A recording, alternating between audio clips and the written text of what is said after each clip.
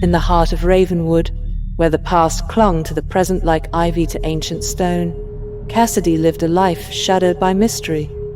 Since childhood, she was drawn to the unknown, a trait inherited from her grandmother, a reputed clairvoyant. Her fascination with the supernatural was rooted in an unexplained event when she was 7, a fleeting vision of a shadowy figure in her room that vanished as quickly as it appeared, leaving behind a lifelong curiosity. Mr. Thorne, the keeper of the antique shop, was a man driven by a complex mixture of guilt and fascination. Years ago, his reckless tampering with an artifact resulted in a tragedy that cost him the love of his life.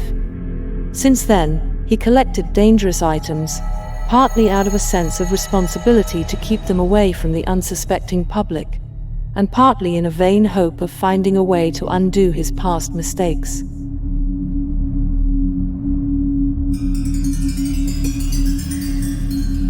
The discovery phase of Cassidy's encounter with the haunted mirror unfolded gradually.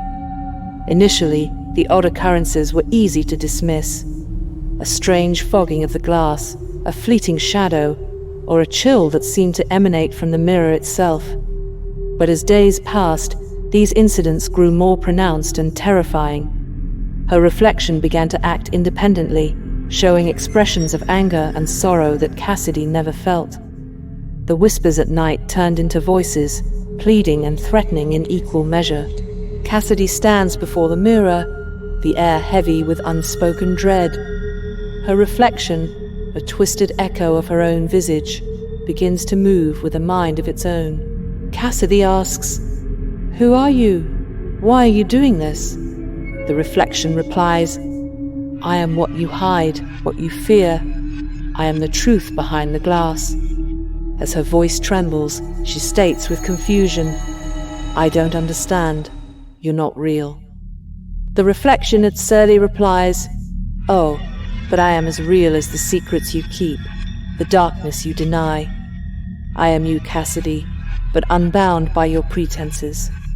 Frantically, Cassidy demands, "Stop it. I want you to stop." Her reflection with eyes darkening whispers, "You cannot wish away the shadows, dear girl. You invited me in, and here I shall stay."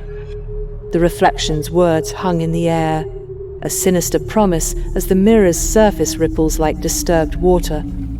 Cassidy's heart races, a palpable fear gripping her as she confronts the entity that has taken residence in her own reflection. Cassidy replies back with a similar whisper, "What do you want from me?" With a slow and deliberate chuckle, the reflection answers, "Want? I am a reflection of your deepest self, the embodiment of all you dare not face. I want nothing more than to exist, to be acknowledged." With a desperate plea, Cassidy says, "You're not me. I don't have this. This darkness in me." As the reflection's face is contorting with malice, she replies, "Deny it all you wish, Cassidy. But in the end, you cannot escape what lies within. I am the keeper of your suppressed rage, your unshed tears. I am the guardian of your truth." As a tear slides down her cheek, Cassidy sadly asks, "How do I get rid of you?" The reflection made a creepy and mysterious head turn, now staring into the soul of her eyes. "You cannot rid yourself of what is inherently yours. Accept me, and you accept yourself. Reject me, and the whispers will grow into screams that you cannot silence." The reflection's eyes hold Cassidy's own, a mirror within a mirror. As the room seems to grow colder, the very air around her thickening with the weight of her unspoken fears, Cassidy stares back at her reflection and answers back, "No, I won't let you control me. I won't let you out." The reflection begins to smile widely. Knowing all of her fears, gives a quirky reply. "Control? Oh, sweet, naive child. It's not about control. It's about liberation. Your denial gives me strength. Your fear gives me voice." With a defiant look, Cassidy challenges her reflection by saying, "Then I'll face you. I'll face whatever it is you represent." The reflection rises, speaking with authority, brave words for one so riddled with doubt. Face me then. Look into my eyes and tell me you're not afraid of the darkness you see there.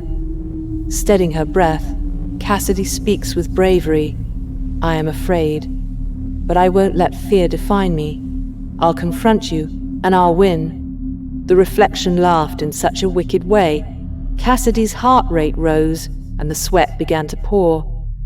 The reflection suddenly stopped laughing and said, "We shall see, Cassidy. We shall see.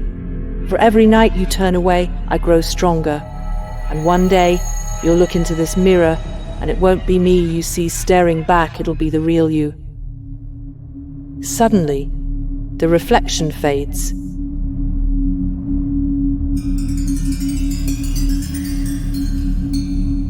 Preparing for the ritual to reseal the spirit was a journey in itself. Mr. Thorne and Cassidy scoured ancient texts and sought out rare mystical ingredients, each step unveiling more of the mirror's dark history.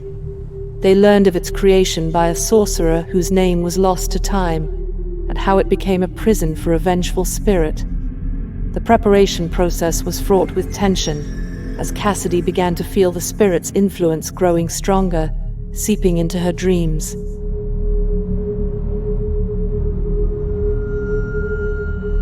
The doppelganger spoke in a voice that was both ancient and modern, its language a disturbing blend of archaic terms laced with Cassidy's own speech patterns. It taunted her, hinting at dark truths about herself and the world beyond the mirror.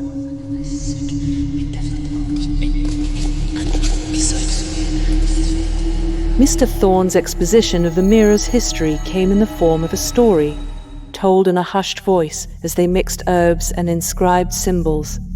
He spoke of a noble consumed by grief, who sought to trap death itself in the mirror, only to become its first victim.